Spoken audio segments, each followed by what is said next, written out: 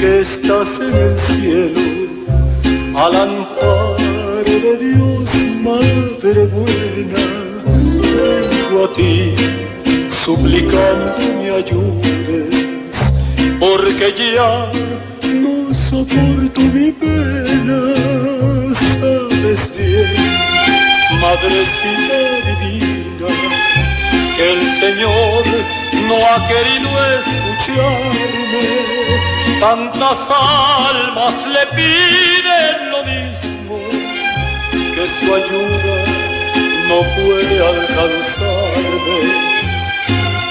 Las campanas de la iglesia doblan a bronce fatal. Cada repique en mis sienes es como un clavo mortal. Por el llanto que tú derramaste una tarde en el monte Calvario, intercede por mí, Virgencita, tú que tienes poder milenario.